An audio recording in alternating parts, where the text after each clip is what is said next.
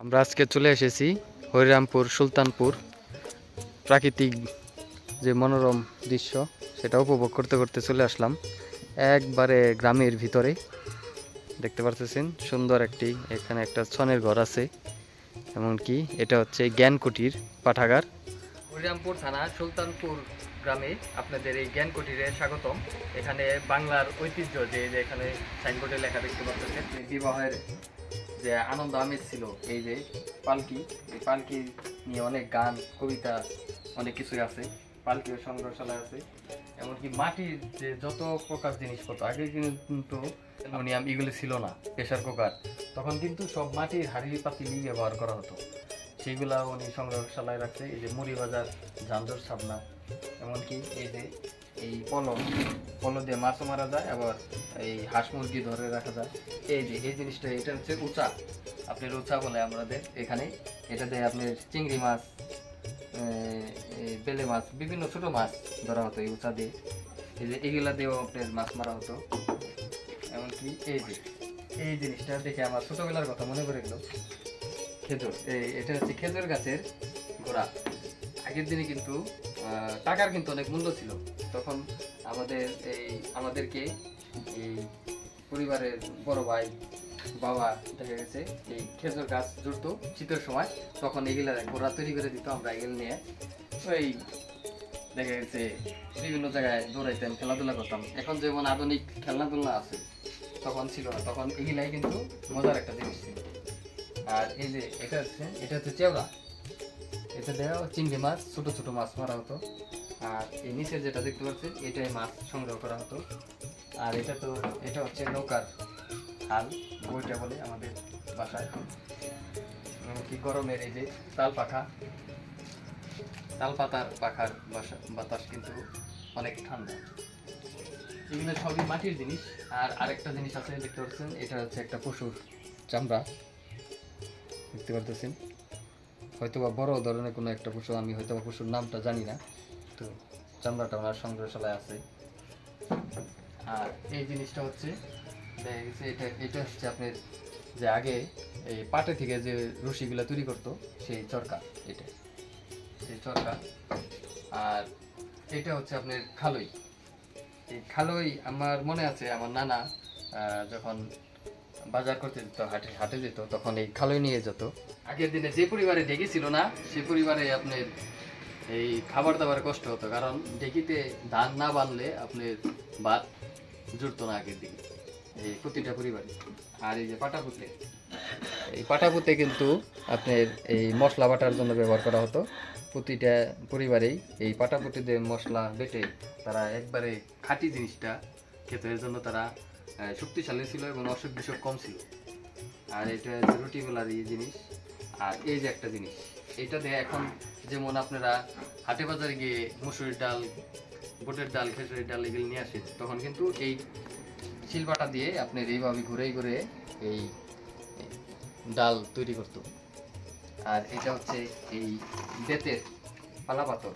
এখন তো ডিজিটাল যুগ, আপনার পয়েন্ট সহকারে মাপা হয়, কিন্তু আগে এইভাবেই মাপা হতো, এইগুলো দিয়েই মাপা হতো।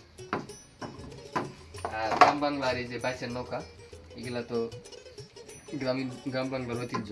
এটা হচ্ছে কাপা, আপনার নারিকেলের খোসা দিয়ে এই যে তৈরি করা। এটা আমাদের বাড়িতেও ছিল, 5 বছর আগেও ছিল এই কাপা ব্যবহার করা হতো। এখন এই কাপা আমাদের বাড়িতেও নাই, এখন ডিজিটাল যুগ, এখন তারা অ্যালুমিনিয়ামের জিনিস ব্যবহার করে। এই যে কলস, এই কলস ব্যবহার করতো মহিলারা। দেখা গেছে তারা পুকুরে থেকে পানি আনতো, নদী থেকে পানি নিয়ে আসতো বাসায়, এনে খাবার পানি, গোসলের পানি সব এই কলস দিয়ে ব্যবহার করতো। কারণ প্রতিটা এই নারী কিন্তু শক্তিশালী ছিল, তারা এই কলস ব্যবহার করতো। এখন তো তারা এই মোটর আসার কারণে এই ট্যাঙ্কির পানি ব্যবহার করে।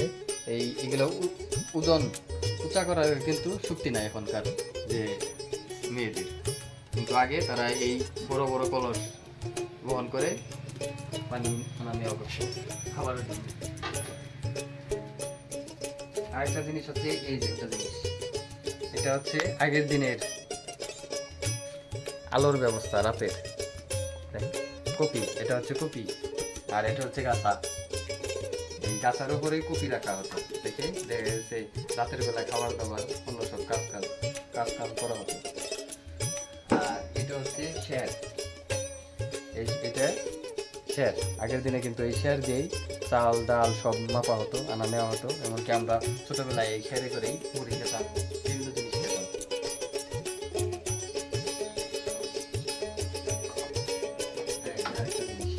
এটা হচ্ছে গরুর টুনা।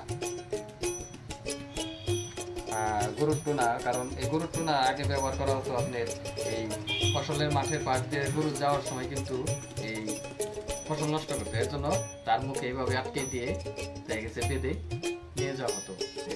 এটাকে গরুর টুনা বলে আমাদের ভাষায়।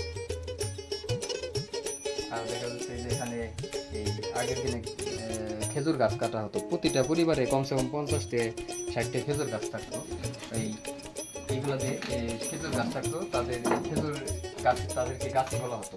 এই গাছিদের এই পিছনে এটা বাঁধা থাকতো, এখানে সেল থাকতো, তারপরে লাঠি থাকতো, নিয়ে গাছে উঠে গাছ করতো। এগুলো সব তার সংরক্ষণে আছে। এমনকি এই যে এটা হচ্ছে কানাল বাঁশ, আমাদের আঞ্চলিক ভাষায় কানাল বাঁশ বলে। এইটা দিয়ে আপনার খ্যার বিভিন্ন জিনিস নাড়া হতো। আর এই যে এটা হচ্ছে জাঞ্জর, এটাতে মুড়ি ভাজা হতো।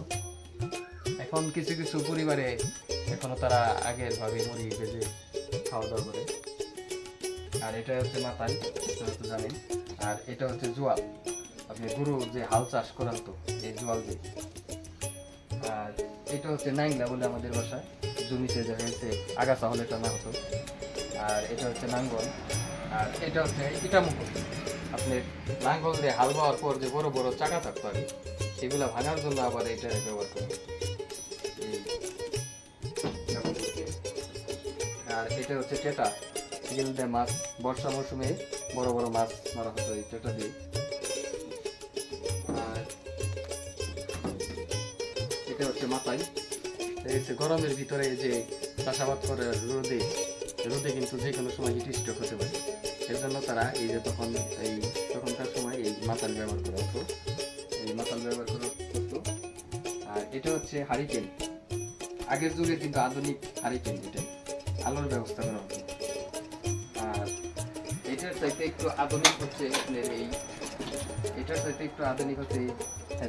হেজাক পাতি, এগুলো বিয়ে বাড়িতে বিভিন্ন অনুষ্ঠানে ব্যবহার করা হতো। এই হেজাক এটাও আছে এখানে।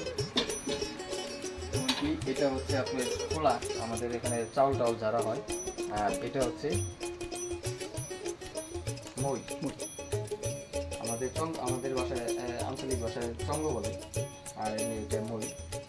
আর আপনার গিয়া আগের দিনে বয়স্ক লোকরা যে এই অবসর টাইমে সময় পার করতো, তারা এই উক্কা খেত, এখানে পানি ব্যবহার করে আর উপরেও তামাক ব্যবহার করে, এইভাবে ব্যবহার করে। এখনো এটা উক্কার গ্রাম আছে, এখনো লেগে আছে তাদের মধ্যে। তখন এই সারাদিন গাছে মাঠে কাজ করার পর তারা এই উক্কা খেতে গেছে। এটাও তার সংগ্রহশালা আছে।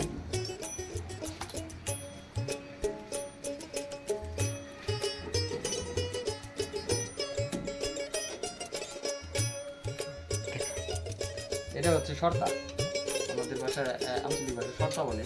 এটাতে আপনি পানের যে সুপারি সেগুলো কাটা হতো এই শর্তা দিয়ে। নানি দাদিরা বয়স্করা তারা এই শর্তা দিয়ে সুপারি কেটে পান